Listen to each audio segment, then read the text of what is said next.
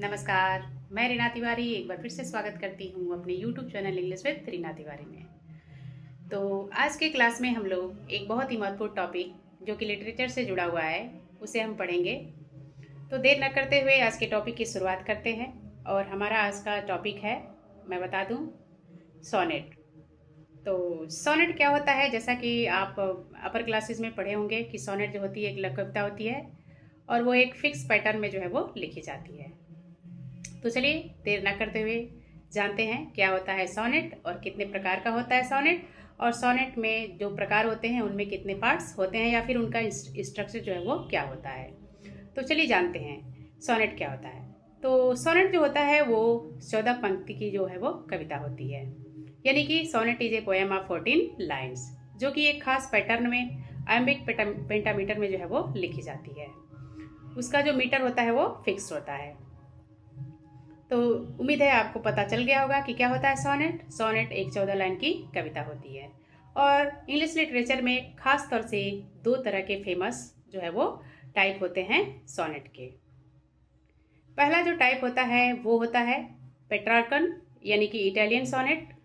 और इसे Petrarchan sonnet क्यों कहा जाता है? क्योंकि किंग पेट्रार्क ने जो है इस सोनेट को काफ़ी बढ़ावा दिया था, इसलिए उनके नाम से इसे पेट्रार्कन सोनेट या फिर इटालियन सोनेट के नाम से जाना जाता है।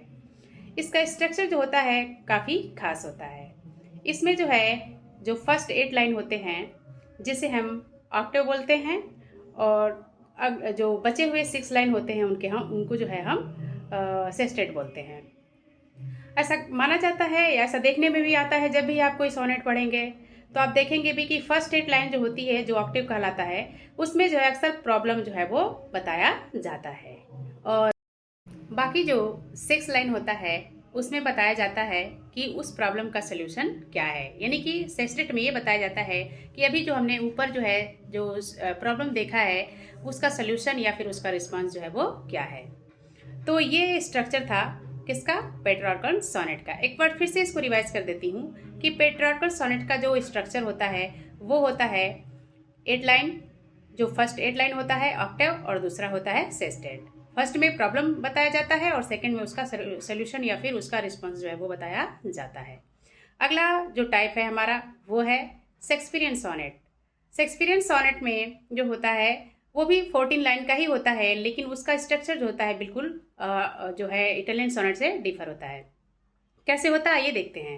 शेक्सपियरियन सोनेट में जो है वो 4 लाइन की एक क्वार्टन होती है, यानी कि कुल मिलाकर उसमें 3 क्वार्टन होते हैं, और 3 क्वार्टन होते हैं और उसके बाद इसमें एक कपलेट होता है। कपलेट यानी कि लास्ट 2 लाइन जो 14 लाइन को पूरा करती है। तो इस तरह से शेक्सपियरियन सोनेट का स्ट्रक्चर हो गया कि इसमें 3 जो है वो क्वार्टन होते हैं और एक जो होता है कपलेट होता है 2 लाइन का। और इसमें भी जो है खास पैटर्न भी होती है। और जानते हैं कि शेक्सपियर ने जो बहुत ही फेमस सोनेट लिखा था मर्सी, जो कि हम लोगों ने बहुत पढ़ा है, आप लोग भी पढ़े होंगे क्लास 12th के मर्चेंट ऑफ वेनिस में इसे जो है इंक्लूड किया गया था। पोर्सिया का स्पीच दिया गया था मर्सी उसको। और आप पेट्रार्कन सोनेट का एक बहुत ही फेमस उदाहरण आप देख सकते हैं जॉन मिल्टन का ऑन हिज ब्लाइंडनेस।